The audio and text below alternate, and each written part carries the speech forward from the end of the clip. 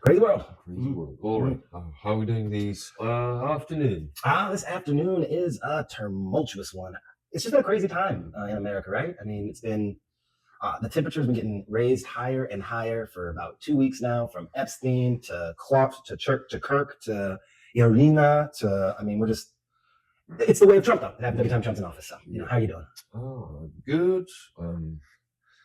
Out of my 7-day work period, like a true American. Yes, indeed. All work, no play, like a true American. Yep. America. So like there was a quite horrendous 2 weeks from now. On this topic, we're gonna speak about Charlie Kirk briefly, because like it is important, I guess, because those topics quite a bit being tied together. They did get tied together, but yeah. Yeah, so we need to speak through about this man. Sorry for his family, for losing a father of a family. First and foremost, yes, like I'm personally haven't been followed any of his like topics what he been pursuing. I'm like I literally got to know him after assassination, what he been talking about, because like I don't really pay attention to anything out of my interests and things like that. Sure. Yeah, it is horrible what a young man who been like speaking for his part of community being killed. And please understand, we do not disrespect him as a person who being murdered.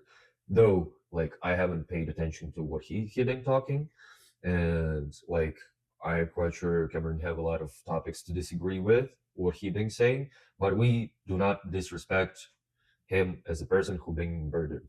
Because it's political violence. Political violence is never the right answer, and no matter how much you disagree with another person's political ideas, the second that you go to violence, as we know, that means that you're just admitting that you lost. You're literally just saying, my ideas are not better than this other person's ideas, so I'm going to resort to violence instead of addressing his political points with your own political points and trying to sway anybody that might be able to be swayed. When it comes to Charlie Kirk, I actually was becoming more fond of him in the last year or last 2 months compared to what I thought of him prior to that, which I didn't think very highly of him. But in the last couple of months, what we were doing was we were trying to unite the two populist sides. There's a populist left and a populist right. And of course, when I'm saying populist, I'm just talking about a politician that's willing to do policies for the people rather than policies for their donors. And he was very much about the idea of taking the majority of money out of politics and trying to have the politicians work for the people. We probably disagree on everything else, but he was calling out his own party for not doing exactly that. So I was more fond of him over the last couple of months. But overall, his political views were completely opposed to mine. I am a black man, and he said some disparaging things there, black women, all kinds of different minorities. But the bottom line that I think is really interesting is that you basically said that you learned about Charlie Kirk basically after he passed. Yes. And you didn't really know anything about his opinions. I saw pictures of him, and Sure. I saw briefly that his like really popular like "Prove Me Wrong."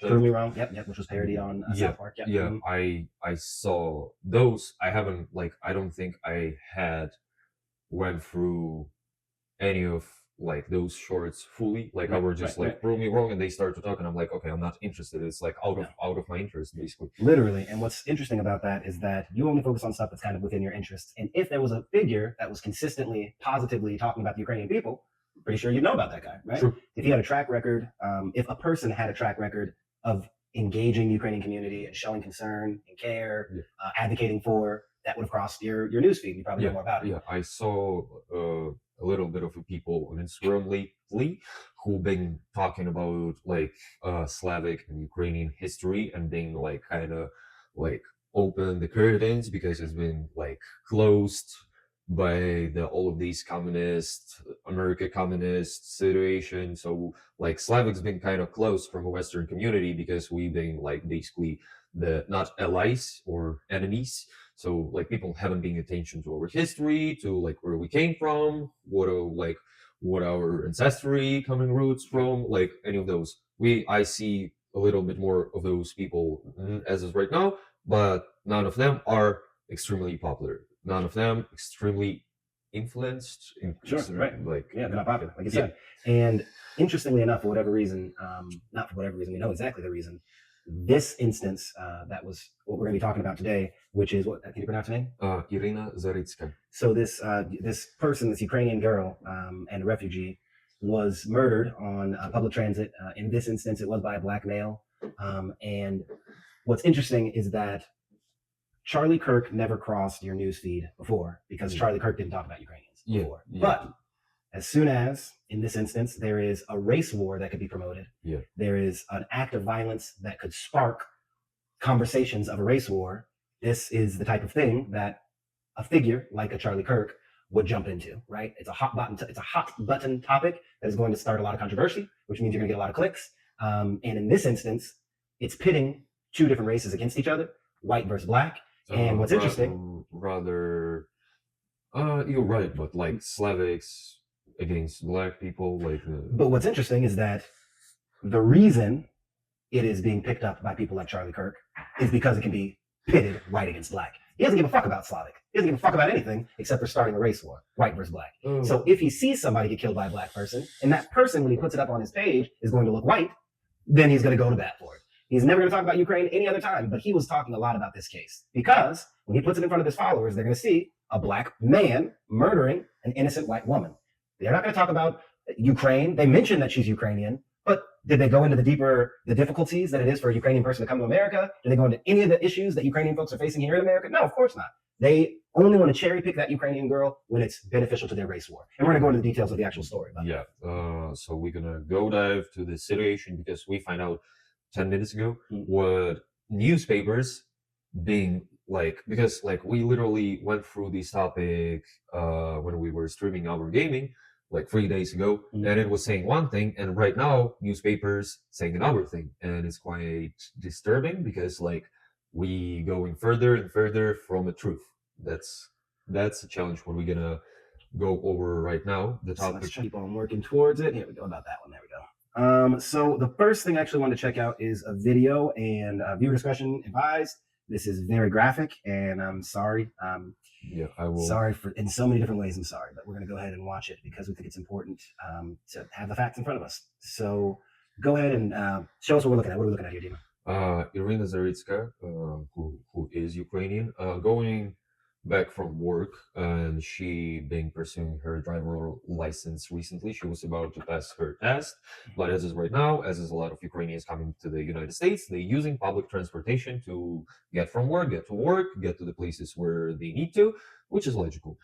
So in this particular case, she going from work late at night, jumping to the public train, and she sits in front of. Let's go ahead and play and we can watch it here. Yeah. So yes, we do have her. She's about to get onto the bus, and you said she was leaving from work, and she's on her phone, it looks like, and we'll see.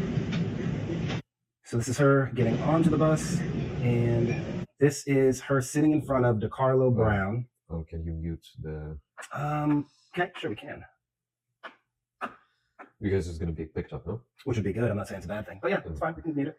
Okay. So did you want to say anything about her? Or no? So I mean, that's what I've been talking about. She sat in front of DeCarlo Brown.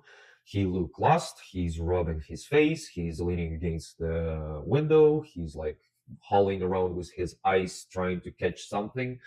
Let's go forward. And right there is when he notices that she has sat down in front of him on the train. And because he looked so shocked that she sat down in front of him, it made me kind of look into his state before, right? And like Dima was saying, he did look like he was distraught. He was looking out the window. He had his face buried in his hand, and then he sees that she's there, and he looks very, very upset immediately that someone would have the audacity to sit in front of him. Maybe it's racial, maybe it's man versus woman, maybe it's something else, but he looks very pissed off that somebody would dare sit where this girl sat. And no one can imagine why. It makes zero sense. It's shocking. And to talk about what we went through 2 days ago when we've been talking about that, there's a sort of tribalism surround the people on the public transportation. What I noticed in the United States, so the people who is white going have a tendency to go to the people where it's white people, black people trying to sit surround with black people, Hispanic trying to sit, and not all time. Mm-hmm. Whenever you have a sit, but in this particular instance, further, I guess in this video we're gonna see what Irina said in front, not only in front of the Carlo Brown, she sat in the corner on a part of the train where it was like majority of black people. It's just a small point, like what she like haven't those prejudgments like just from to start with. Yeah, and we'll see that soon. So we're seeing. Well, we'll find the video. We can see that for sure. So it is very graphic from here. We'll probably play through this portion here, but it doesn't take him long to go back to his hand. He's looking like he's in remorse or turmoil. He's very upset, and then he doesn't look like he's upset anymore. Honestly, he switches from looking irate that somebody sat down in front of him to very resolved. His turmoil leaves his face. Now it's very determined, and he reaches into his pocket. He pulls out a pocket knife. He opens it up, and we'll go ahead. He plays nonchalant for half a second, and then he gets up and he murders her right there in front of everybody in cold blood. She did absolutely nothing wrong. And then he walks away back up to the front of the train, is what we're looking at now, where he's at the entrance that she came in through. So he stabbed her in the chair, walked away, walked to the center of the train, and is now in front of the exit. And there's blood. Yep. There's a lot of blood. And we can see, like, in the other corner, it's a lot of white people just standing by. What bad about that, and we talked it through before, of course, like, none of them were reaching for 911. Let's go ahead and watch all the way through, and then we'll go back through again. Man. He taking off his shirt to get away. Pulls off his sweatshirt. Yep. And then he's just kind of milling around, and then it goes back to the beginning. So let's go ahead and go through it again. As we said, yes, he looks really distraught, looks pissed off, really distraught. Then he makes up his mind that he's going to do something absolutely horrendous. And then he goes about doing something horrendous. So if you get a chance to, maybe you can pull it up in post, but there is a shot of the back half of the train. So most trains in America, or most trains across the world, you enter in the center of a car, and then you can either go left or right once you've gotten into the car, right? There's a door right in the middle of the car. And there is a shot that kind of shows you what the back half of the car looks like and what the front half of the car looks like. The front half of the car has that tall white dude that's standing and holding onto the rail, and a couple other people. We can see the race of at least two of the people in the front other than him, and they're also light skin or white. And then there's another shot of the back of the bus, which is so apropos. We're here in America, but for whatever reason, the black folks were sitting on the back side of the bus, the back side of this train car. And literally, it couldn't be more stark. There's a shot of the front, there's a shot of the back, and we'll have to pull that up for you. But everybody in the black is clearly, everyone in the back of the car is clearly black, except for one person. We're not exactly sure what he might be. And everybody in the front is clearly light skin or white. And when Irina decided to get onto this train car, she did decide to go to the back side. You could also say that she went to the closest seat, open seat to her. It does look like it was likely right after the entrance. Or you could say that she just was oblivious. Maybe she was on her phone. But one thing you would say, no matter what your race is, when you get onto that train, the vast majority of America is going to have a determination. They're going to decide what side they want to go sit on because of the racial animus in America. I'm a black man living in America, and if I got onto that same train car, I'm not sure where I would have sat, but I am positive that I would have acknowledged that there's a certain type of folk over here, certain type of folk over here, and I'd make the determination, where am I going to feel most comfortable? And I think people in America do that anytime that there is that decision to be made, and you can see what the cultures on either side of that decision look like. It's not that's for right or wrong or for better or for worse, but it's just the way that we roll. And for whatever reason, this innocent girl sat where she did, and this man, I want to say my best guess was better than a guess. There is proof that this man is mentally disturbed, severely mentally disturbed, and we'll go into some of that on one of the articles in a minute, but this is a mentally disturbed man, and this innocent girl just happened to sit in front of the wrong mentally disturbed man that day. And to make that into a bigger race war, which I'm sure we're going to talk a lot more about, is so opportunistic because it's just for clicks. These people that are writing these stories about a race war, these influencers that are whipping up their audiences for a race war, simply because in this murder instance, it happened to be a black man and a white woman, a black man killing a white woman, and now all these people want to glom on their race wars. It's a race war that they already wanted to start. It's a race war that they already wanted to happen in their heads. They're just using this as a catalyst to make it happen faster and more violently. Yeah, and it's like basically perfect, not like completely perfect circumstances to happen, but after like he got arrested, he said, "Got that white bitch." And I have seen that in some of the articles, and in other articles, it's left out. And that's very interesting because that's how American media will work. And it either means that it is a real detail that some journalists choose to leave out because they think it's too inflammatory, and others choose to use either because they think that it's important or because that's exactly what they want to do. They want to inflame their audience. Or it could be something that was added in without any source. It could be somebody that said that that's what was said, but they never actually verified with more than one witness. It's just a single source. And then the journalist will decide if they're going to use it or not based on what their motives are, basically. But it also really clear what DeCarlos Brown is. He have a criminal record, 14. We're going to pull up that article, so we'll go into the actual details of that. But I want to go through the rest of this video real quick, if we could. Mainly just because I want, as part of what Dean was bringing up earlier, there's a number of tragedies that happened here. And honestly, I guess I would put it at like 3, right? There is maybe 4. There's a mentally challenged man that likely shouldn't be in this situation. That challenged man does a horrendous violent act to another person. The other people on the train car do not react in a way that makes anyone feel good about being an American. And that is, they could have done something physically to help. Either stop or to prevent this guy from getting away or prevent him from hurting anybody else. And somebody should have been calling 911. So there's 4 things that I think should have taken place that didn't. And it's part of how we got where we are. And so I want to look at the rest of the video so we can see. The first one, we got our mentally challenged man, and unfortunately, the victim sitting in front of him. Those are the first 2 and then this horrible act happens. Of course, if only one of those 2 first things didn't happen. Now he's walking around the train car, and no one's tackled him, no one stopped him. We're now going to see him. So clearly, in the back of the train is where he stabbed the poor girl. Then he walked up to right in here where we see the entrance. That's where Irina actually came on. So he stands there, and blood is everywhere. Then he's going to walk through the front half of the train, which is odd in and of itself. Like, this crazy dude murdered somebody. He wants to get away with it. So then he paces the whole entire train. Like, it's just weird as hell. That guy is crazy. And he drags, he leaves a trail of Irina's blood. Is it Irina? Irina. He leaves a trail of Irina's blood. So let's look here. When he walks past this white dude, it's like something gets on his leg, and he looks down at his leg and looks down at the blood on the ground. And he's just kind of like, where did that come from? And he looks back at Irina. And at this point, there can be no doubt in his mind that he knows someone's been hurt. They're hurt severely. And still, okay, we can't see or hear. Well, let's see if there's any sound on this in particular part. I'm not hearing screaming.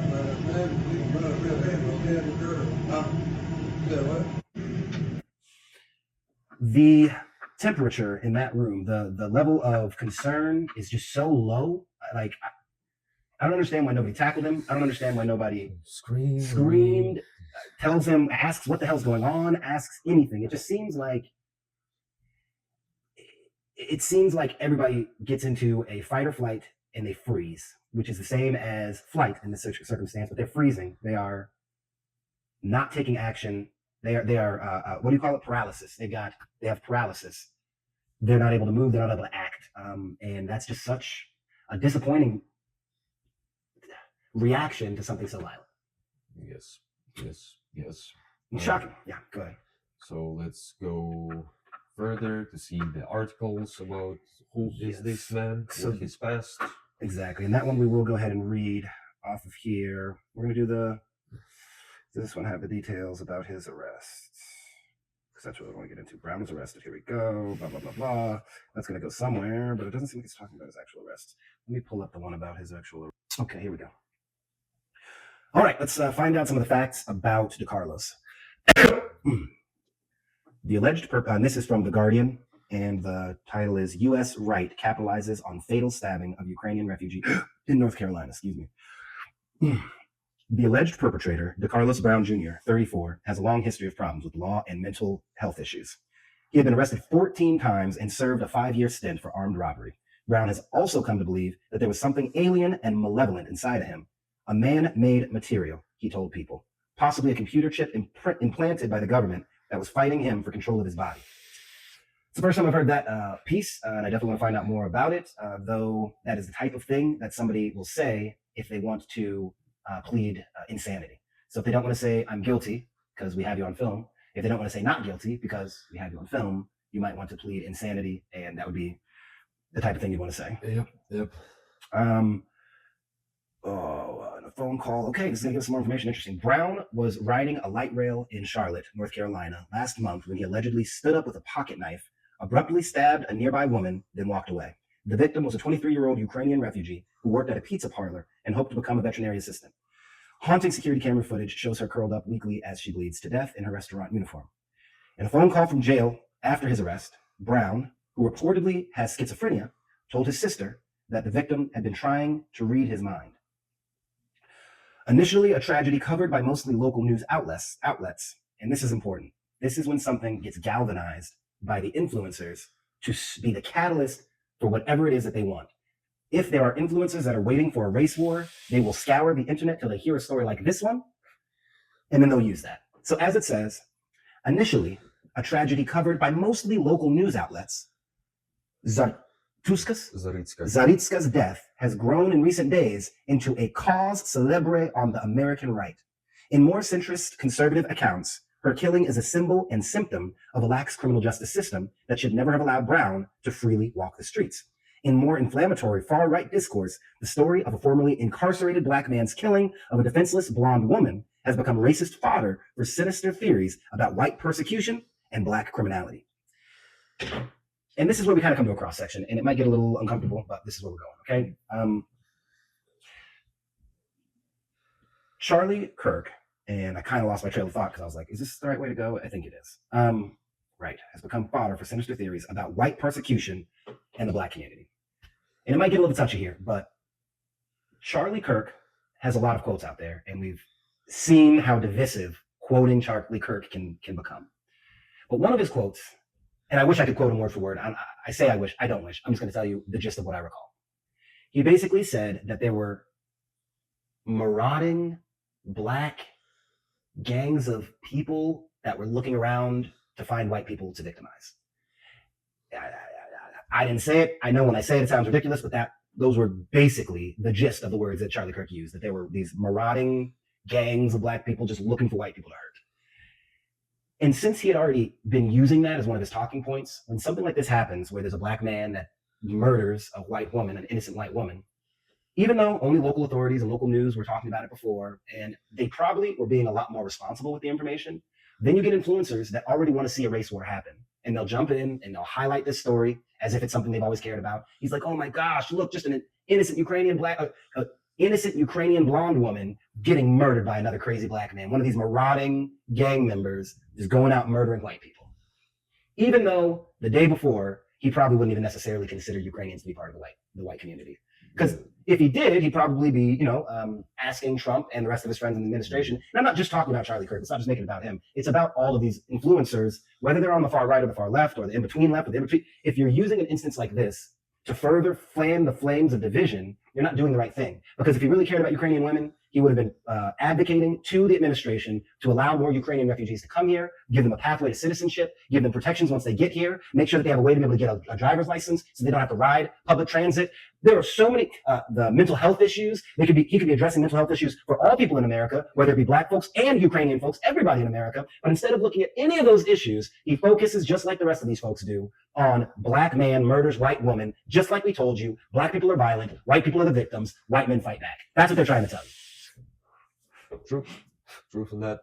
And we've been already talking about that. This whole situation is not an instance of black people being violent just because of the nature of black people. It is an instance of, and I'm gonna get hated. Mentally ill? I'm gonna be hated about this quota. But United States hardcore lacking mental health institution.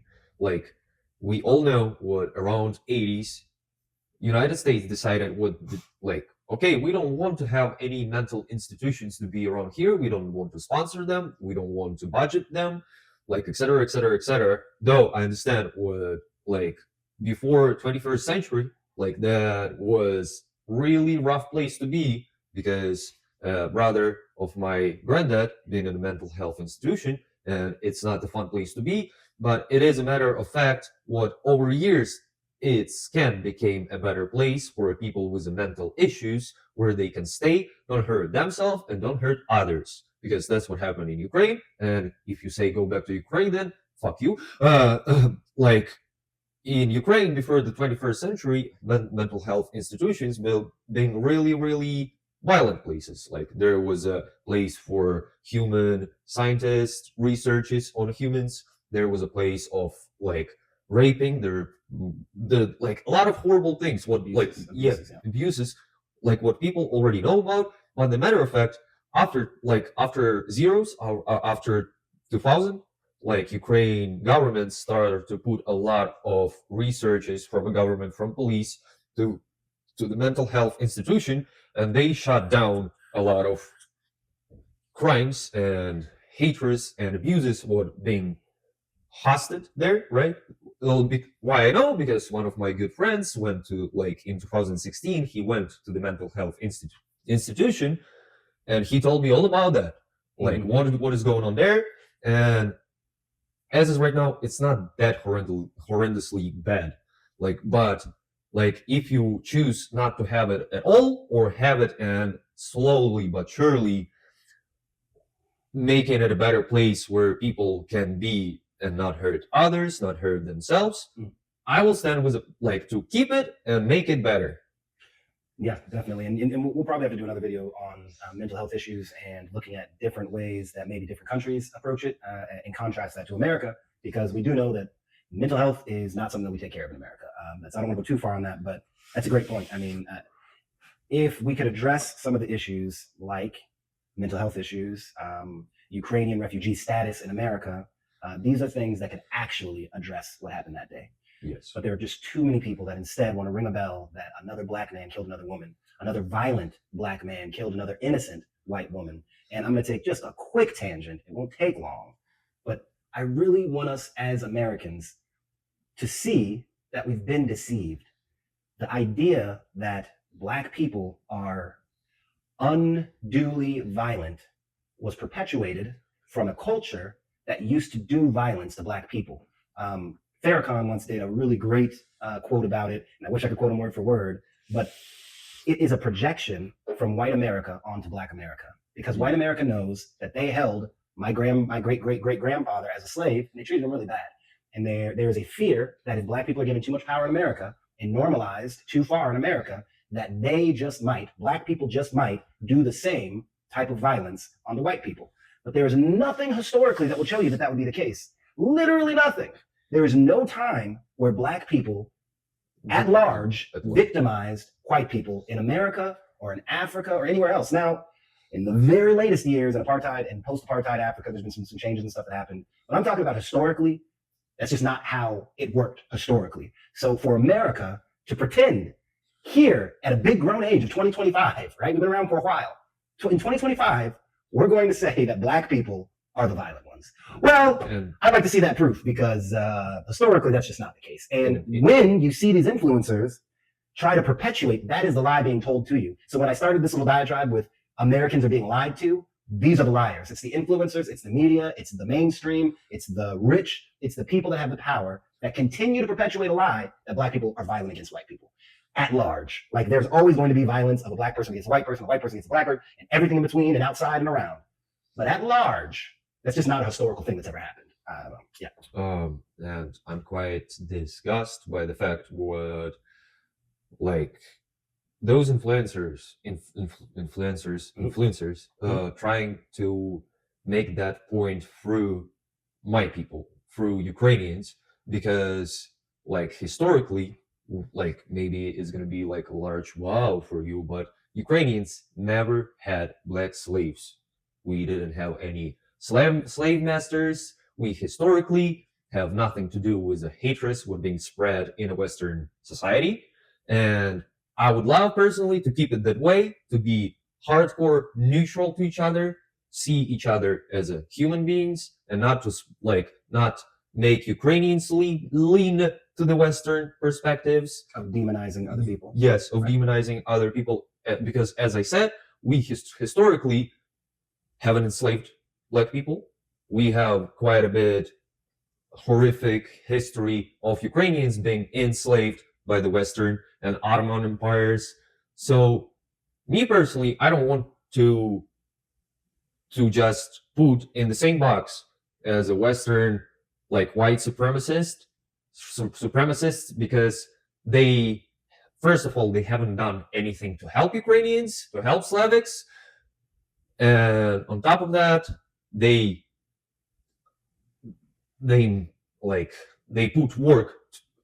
put their hands on work to make our lives heavy, like harder. Yeah. The American left and the American right were united at a point on how we needed to help Ukraine. Ukraine was being invaded by Russia, and as Americans, and I mean, honestly, it came from our media. They showed us a lot of things that got us riled up to want to help Ukraine. And that lasted for a number of months, close to a year-ish. But then, of course, as usual, the different sides of America started to split. And for better or for worse, and I really do mean that in this case, the Democrats wanted to continue to support Ukraine through war, weapons, or whatever. And the right had decided at this point that they were America first. They wanted to pull back from all wars as a political party, not the leaders, of course, because the Republican leaders have started potentially more wars. With Venezuela is the latest. But it's interesting that we were united to help Ukraine. Then the divisions that always happen in America separated us. For whatever reason, it was the left that was still feeling for the Ukrainian people. The right, less so. They weren't wanting to bring in more Ukrainian refugees. They were wanting to make it harder for anybody to be able to come here. They wanted to stop the funding. They wanted to stop intervening over there. And for them to be the ones to then later try and galvanize America into a race war of division by incorporating Ukrainians, or really just this one Ukrainian victim, into their ideology, as if she was a white conservative all along, just like the rest of them, right? Because all of them are white, and so it's got to be black on white. These people are not genuine. If they were genuine, they would care about the Ukrainian plight all along. If they're only using it to stoke a race war, they're opportunists, and it's disgusting. Yes, because like I can talk from my experience. I've been told around 10 times or more here in the United States what I'm a communist. Well, a couple of times I've been told what I'm as a Ukrainian. I've been participate with Nazis with Germany, which is not true because my grandfather fought Nazis in World War II, and he been horrifically like traumatized, not only emotionally but physically. And to hear any of those perspectives before, and as is right now, like all those people just like playing around and saying like, oh, it's a white person, American white person. And on top of that, to be as a Ukrainian, it's really hard to gain a citizenship in the United States of America as a Ukrainian. Like, you need to understand, as is right now, this topic going on about Ukrainian girl being murdered, Ukrainians being deporting, as is right now, Ukrainians still getting deported from United States of America. So what we, like, where are we at?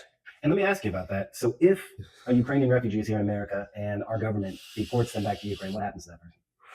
It depends. Is it girl? Is it man?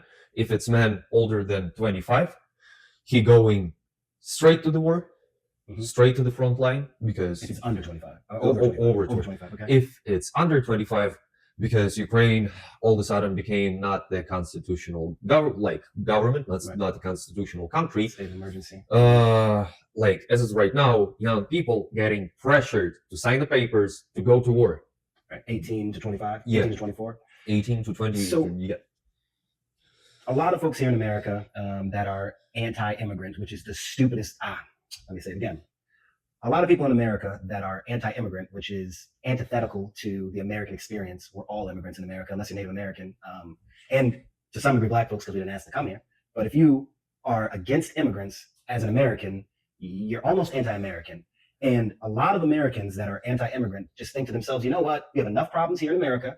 We don't want to be taking care of other people's problems. So we don't want to fight their wars there. And we don't want them coming here. Okay, I hear you. But the problem there is that you're talking about deporting hundreds of thousands of Ukrainians that are here in America, thousands upon thousands, if not hundreds of thousands. And those people that you're sending back to Ukraine, you're sending back to war.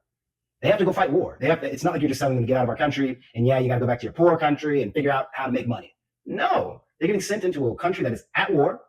And not only are they at war, but if you are male, you're going to get sent to the front lines of that war. And if you happen to be young enough, between 18 and 24, like Dean was saying, they're actually going to pressure you into signing up. And that comes with intimidation, comes with threats of violence, comes with threats of your incarceration, comes with threats against your family. I've talked to Dima about it, about how not threatening, but how imposing and threatening they can be to try to get somebody to sign up for this war effort, because they don't have enough soldiers to fight the war that they want to fight. So they're starting a draft, as we know, and now young men, whether they're here or there, if they're going to be reunited with Ukraine, if they're in Ukraine, if they're going to be reunited, they're going to the front lines. So when you say that you want to deport the Ukrainian refugees that came here for a better life after Putin invaded their entire country, what you're really saying is, I want to send those people to their death.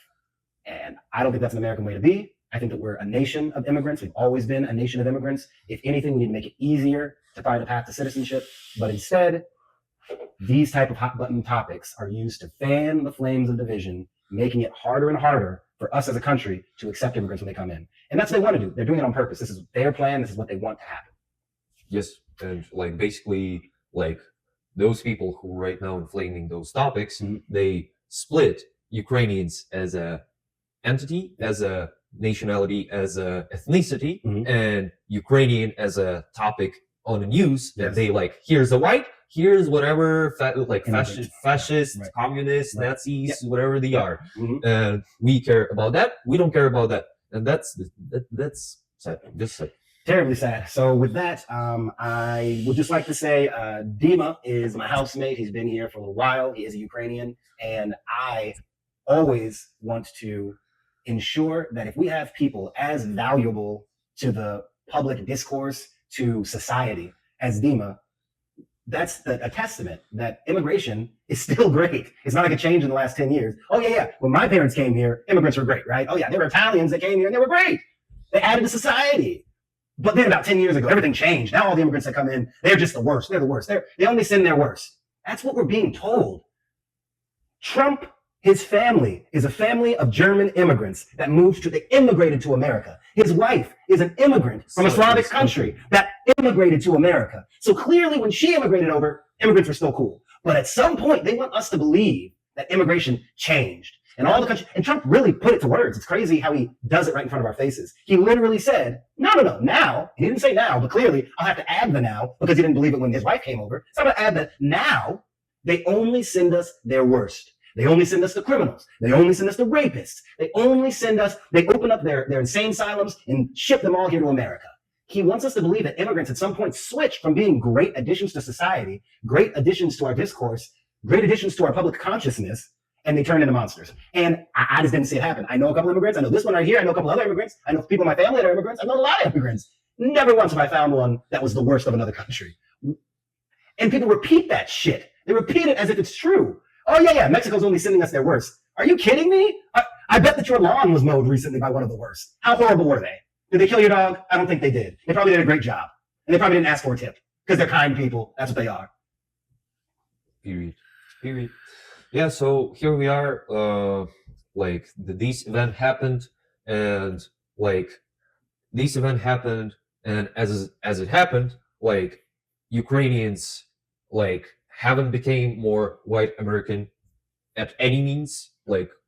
Paperwork haven't changed. That's what I can assure you. Right. It's haven't happened. They didn't speed up your immigration papers once they decided that you were white? No. Somebody's got to call Trump. I thought he's a white guy now, so why doesn't he get to become a citizen like the rest of the white people? That's a great point. It didn't speed up your paperwork. Yeah, it didn't speed up paperwork. It didn't add judges. No, it didn't open consciousness about Ukrainian, or at least as an ethnicity of Slavics history, or what happened in our countries. It's on the opposite way. People start trying to tie us more to the Nazis or communists or whatever. Or they want to erase your past as a Ukrainian historically and just make you a white. No. Well, just leave all that out. You used to be a Nazi, but now you're a white because you got, a black guy killed one of you. So now you're a white with us, as long as you leave out the fact that you have a history. And it's such a robust, beautiful culture. I've learned so much living with this guy about the Ukrainian culture that would never have even made it in front of me as an American. And that is a great point, that they either want you to leave that behind and become a white like them, or they want to say that you're a Nazi because you're still Ukrainian. It's well, neither of those are real things. Stop. Yes. Stop. Yeah. And on top of that, because of this event, those influencers start trying to inflame not only white American population, but also on top of that, they trying to divide Slavics and black people who historically have nothing to do with each other. Like as I said, we have zero history of enslaving each other. Like, well, maybe like small portions of we bumping into each other, but it's happening all over the world. But like no animosity. No animosity. No animosity. Like we never had to, like, for whatever reason, hate each other. Like, and even if you compare Soviet cartoons about Africa and American cartoons about Africa from like 1960s or 1970s, it's completely different cartoons. Not the racist shit we had around here. And like this event is highly dangerous to our society to go and just like hate each other hardcore, because I saw black influencers who trying to like justify and like what like the Carlos Brown did. I saw white people. We shouldn't just stop over that one. If there are any influencers out there, if there's any human beings out there, white, black, Mexican, Chinese, or anything in between or outside, there is nothing that can justify what happened to that woman. Nothing. And if you think that there's a clever take that you have, it's not clever. Shut the fuck up. Yes. And like, and on top of that, we have even more people who trying to put this event to justify their hatred towards another group of people. You're wrong. You're wrong. Don't take my people and weaponize us against black people. Yes, because we have no animosity. Black American to Ukrainian. They ain't got